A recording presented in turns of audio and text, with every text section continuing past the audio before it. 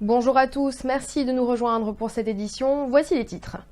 Folle ambiance ce matin dans les locaux de la mairie de Saint-Leu. Thierry Robert, député démissionnaire, et des militants anti-carrière ont bloqué l'accès au bureau de la commission d'enquête publique et empêché les transporteurs de donner leur avis dans les registres de l'enquête. Celle-ci devrait déterminer si oui ou non la carrière de Bois-Blanc pourra voir le jour. À l'arrivée de Jean-Bernard Caroupa, et la tension est montée d'un cran. Priscabigo, pardon. On peut donner notre avis, on peut pas. On peut pas. Il a bloqué tous les cahiers. C'est pas normal. Même si moi, les plus élus, à chaque fois, on aura un combat, menez ma salam. Et sur Saint-Leu, il n'y a pas fouiller un trou. Parce que là, ce n'est qu'un début, là. On va pas échanger, ça se passe comme ça. 10 000 tonnes de cannes toujours en attente à l'usine de Bois-Rouge. La campagne sucrière commence difficilement cette année. L'usine subit une panne de réception de vapeur nécessaire au broyage de la canne. Plus aucun chargement n'est réceptionné depuis mercredi. Les agriculteurs perdent patience. Ils étaient réunis ce matin devant l'usine. Ils espèrent une rencontre avec Tereos. Pascal Robert. On est venu ici voir, on a fait une réunion et nous expliquer concrètement ce qui se passe, quelle est la panne et éventuellement trouver des solutions. Oui, aujourd'hui on est en colère parce que ça fait déjà un petit moment que les cannes ne rentrent pas à l'usine. Il y a 10 000 tonnes stockées sur les plateformes, y compris Bois-Rouge, Sassy, Sabina et Raming-Plisson.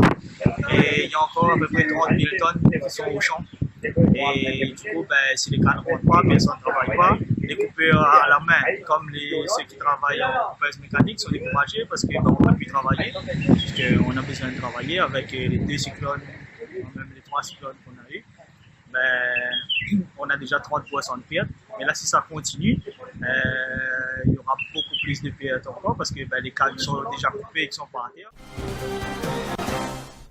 Après le terrible drame en mer, les marins du palangrier le Saint-André sont arrivés à La Réunion, éprouvés par ce qu'ils ont vécu, un accident ayant conduit à la mort d'un marin indonésien. 2 autres sont légèrement blessés. Une cellule psychologique a été mise en place. Une vague a emporté un de nos marins qui est tombé par-dessus bord, et malgré les efforts de l'équipage qui a quand même réussi à le rattraper, parce que imaginez tout ça dans des conditions de mer de eau très extrêmes, malgré les efforts du capitaine et de tout l'équipage, du lieutenant, etc., mais on n'a pas pu le ranimer et on déplore son décès. C'est le premier accident grave que nous déplorons au bout de 17 ans d'exercice. Donc voilà, c'est une triste nouvelle. Mais il faut quand même faire face puisque il faut être là pour les marins.